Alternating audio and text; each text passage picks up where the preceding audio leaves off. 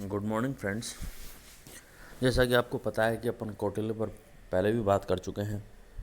आज मैं कौटिल्य का बचा हुआ जो भाग है आपके अध्याय में उस पर बात करने जा रहा हूँ। पहले भी बताया मैंने आपको कि कौटिल्य ने एक सामाजिक समझौते की कल्पना की है जिसके तहत मत्स्य न्याय की व्यवस्था, मतलब कि एक ऐसी अराजक व्यवस्था जहाँ शक्तिशाली कमज़ोर को ख़त्म कर देता है, उसके जीवन और संपत्ति सुरक्षित नहीं है। तो आम जनता ने आपस में एक समझौता किया जिसके तहत राजा की स्थापना हुई और राजा आम जनता के जीवन और संपत्ति की सुरक्षा के प्रति प्रतिबद्ध है और इसी प्रतिबद्धता को पूरा करने के लिए राजा शासन करता है। तो इस प्रकार एक सामाजिक समझौते के माध्यम से राजा और राज्य की स्थापना होती है जो एक कल्याणकारी मकसद के लिए है। तो मैं आपको अब ये बताना चाह रहा हूँ कि किस प्रकार से राजा अपने कर्तव्यों को संपादित करता है और जनता को जीवन और संपत्ति की सुरक्षा कैसे देता है। कौटिल्य ने अपने राज्य में राजा को कुछ कर्तव्य निर्धारित किए हैं, जैसे कि नंबर 1 है वर्णाश्रम धर्म को बनाए रखना, मतलब कि वर्ण और आश्रम व्यवस्था ये दो अलग अलग व्यवस्थाएं हैं। वर्णाश्रम व्यवस्था के तहत वर्ण व्यवस्था मतलब कि समाज को 4 वर्णों में बांटा गया है। वो चारों वर्ण अपना कार्य अपनी निर्धारित व्यवस्थाओं के अनुसार करें और आश्रम व्यवस्था के तहत जीवन को 4 वर्गों में बांटा गया है। शुरुआती 25, फिर 50, फिर 75 और 100। इन चारों अवस्थाओं को 4 नाम दिए गए हैं: ब्रह्मचर्य, गृहस्थ, वानप्रस्थ और आश्रम। कौटिल्य का कहना है कि राजा का प्रधान कर्तव्य है कि वर्ण व्यवस्था और आश्रम व्यवस्थाओं का सफल संचालन सुनिश्चित हो। जब वर्ण व्यवस्था का सफल संचालन सुनिश्चित होगा तो आम जनता सदैव सुखी और संपन्न रहेगी, समाज की व्यवस्था सुचारू रूप से बनी रहेगी, न्याय व्यवस्था का पालन सुचारू रूप से होता रहेगा। अगला पॉइंट है दंड की व्यवस्था करना। राजा का दूसरा महत्वपूर्ण कार्य कौटिल्य के अनुसार दंड की व्यवस्था करना है। दंड के तहत एक तो दंड से यहाँ कौटिल्य का जो भाव है वो काफ़ी व्यापक है। दंड से मतलब किसी को दंडित करना मात्र नहीं है। दंड के पीछे उसका भाव है कि प्रत्येक व्यक्ति अपने जीवन की आवश्यक वस्तुओं को अर्जित कर सके, उसकी रक्षा कर सके और रक्षित वस्तु को बढ़ा सके और बढ़ी हुई वस्तु या अर्जित वस्तु का वो उपभोग कर सके। मतलब कि एक ऐसी व्यवस्था जो आज अपन देखते हैं कि पुलिस सामान्य जीवन में दखल नहीं देती लेकिन अपराधियों को रोकती है, दंडित करती है और उन्हें अपराध करने से रोकती है। उससे क्या है कि आम जन आराम से अपना जीवन यापन आराम से कर पाते हैं, वस्तुओं का निर्माण करते हैं, उपभोग करते हैं और वृद्धि करते हैं। यही भाव कहीं न कहीं कौटिल्य ने अपने राजा को कर्तव्य के रूप में दिया है। नंबर 3 है आय व्यय संबंधी।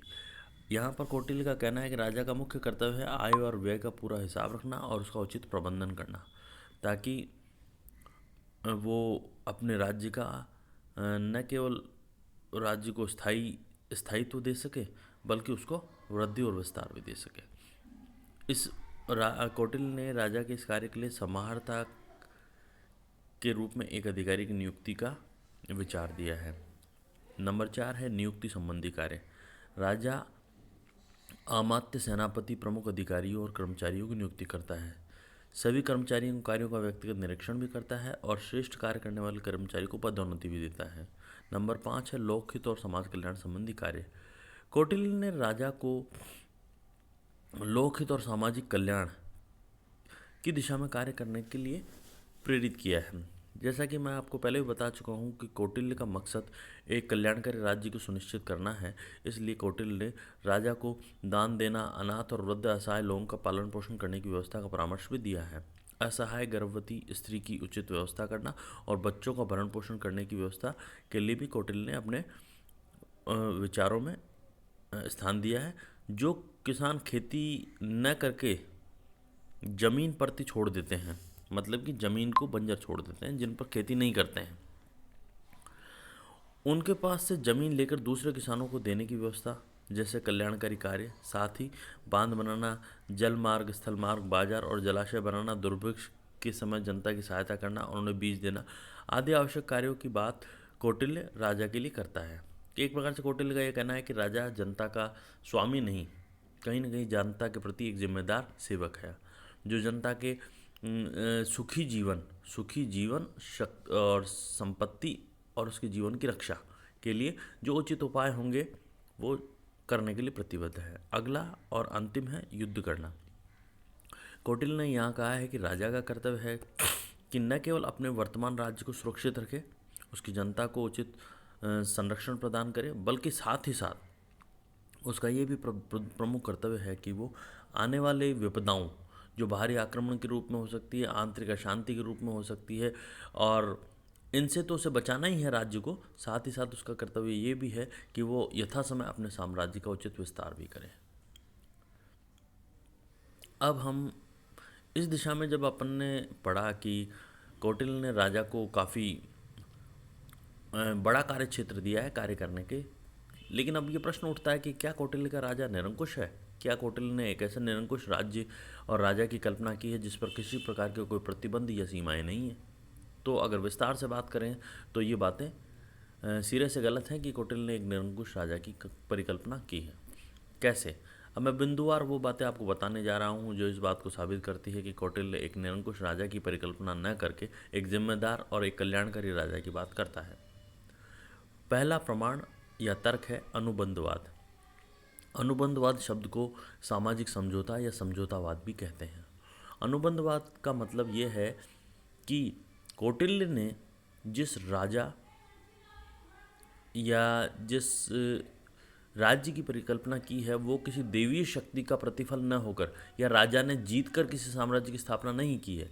कौटिल्य ने जिस राज्य की बात की है वो जनता ने आपस में एक आपसी समझौते के माध्यम से बनाया है और राजा उस समझौते का एक हिस्सा है।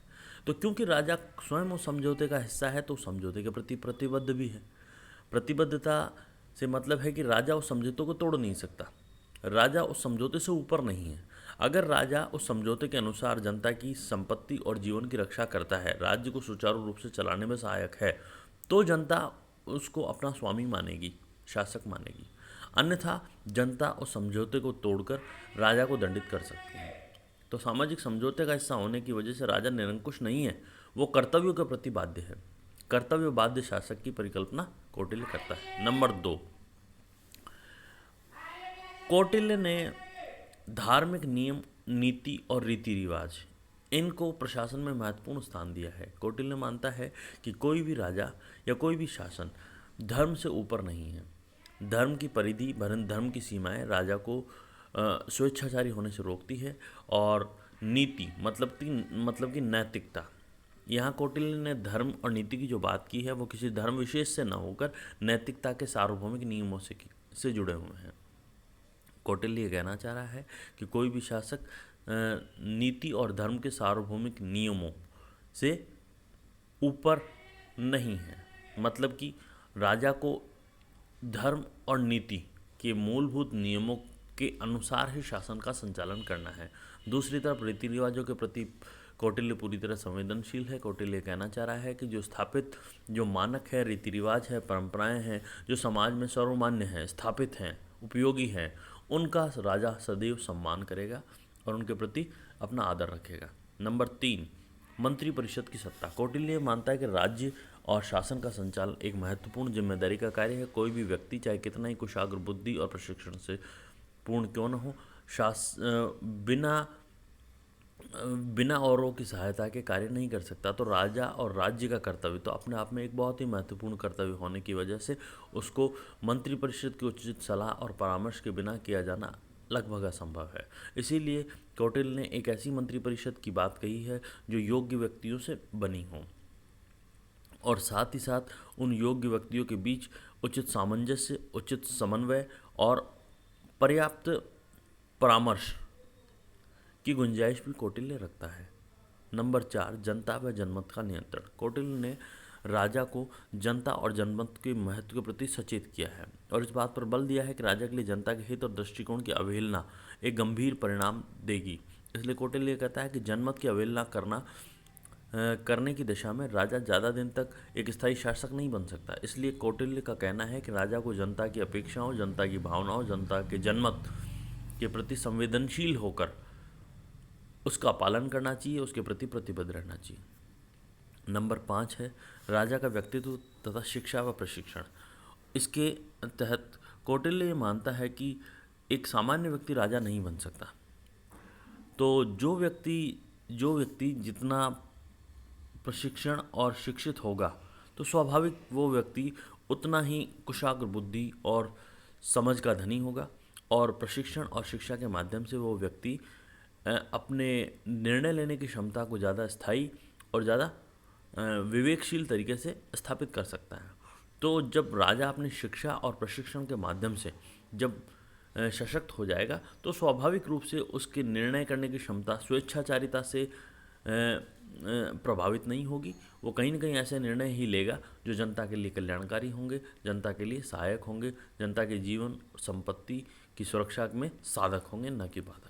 इस प्रकार हम ये कह सकते हैं कि कौटिल्य ने एक ऐसे राजा की परिकल्पना की है या एक ऐसा राजा का समर्थन किया है या एक ऐसे राजा की बात की है जो जनता के लिए निरंकुश नहीं है, जो जनता के हित में, जनता का पथ प्रदर्शक, सहायक, उपयोगी है और जनता के कल्याण के प्रति सचेत है। धन्यवाद।